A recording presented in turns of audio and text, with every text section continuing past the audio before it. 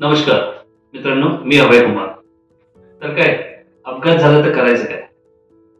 प्रश्न आहे ना. आपण काय करतो? नुसतं व्हिडिओ बनवतो किंवा फोटोज काढतो. पण एवढ्यात होणार काय?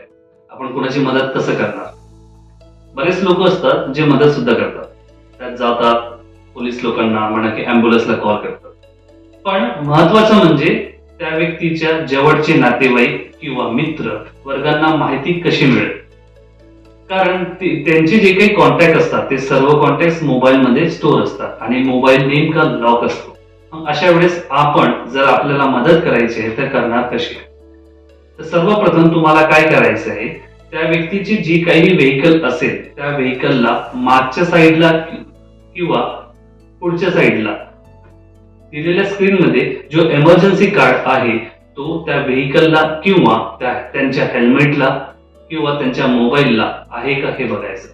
जर तुम्हाला तिथे इमर्जन्सी कार्ड मिळालं तर तुम्हाला सिम्पली स्कॅन करायचं आहे. आता स्कॅन कशाने करायचं? तर त्यात तुम्ही कुठलाही गुगल स्कॅनर किंवा नेमका जो फोन तुमच्या फोनमध्ये असलेल्या कुठल्याही प्रकारच्या स्कॅनर किंवा इमर्जन्सी हेल्प ऍप जी तुम्हाला प्ले स्टोअरला इमर्जन्सी हेल्प नावाने मिळेल, त्या ऍपने तुम्हाला स्कॅन करायचे आहे.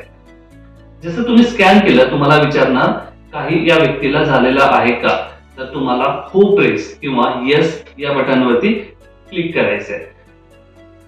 तुम्ही क्लिक करता बरोबर नेमका 6 ते 10 सेकंदामध्ये त्याच्या परिवाराला एक माहिती किंवा एक मेसेज जाणार आणि त्यांच्या परिवाराचे जे काही कॉन्टॅक्ट आहेत त्यांना सुद्धा व्हॉट्सअप आणि मेसेज अशा प्रकारे सर्वांना जेवढे पण त्यांचे कॉन्टॅक्ट असतील त्या सर्वांना ही माहिती त्वरित 6 ते 10 सेकंदात जाणार. तर अशा प्रकारे ही इमर्जन्सी हेल्प ऍप्लिकेशन आणि इमर्जन्सी कार्ड तुम्हाला सुद्धा मदत करू शकते. तर लक्षात असू द्या, अपघात जर झाला आणि अशा ठिकाणी तुम्हाला करायचं काय, फक्त इमर्जन्सी कार्डला पहा आणि त्यांच्या परिवाराला माहिती द्या. कारण परिवार एक खूप महत्वाचा घटक असतो. अशा वेळेस परिवाराची खूप मदत असते आणि त्यावेळेस तुम्ही सुद्धा त्यांच्या परिवाराला ही माहिती देऊन त्यांच्या जीवाला वाचवण्यासाठी सहकार्य करू शकता. तर आजच तुम्ही सुद्धा इमर्जन्सी हेल्प ऍपचा उपयोग करा आणि तुमच्या व्हेकलला, तुमच्या हेल्मेटला आणि मोबाईलला सुद्धा इमर्जन्सी कार्ड असू द्या.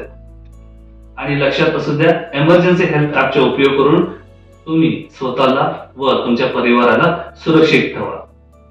आणि हो, हेल्मेटचा किंवा सीट बेल्टचा उपयोग नक्की करा. धन्यवाद. जय हिंद.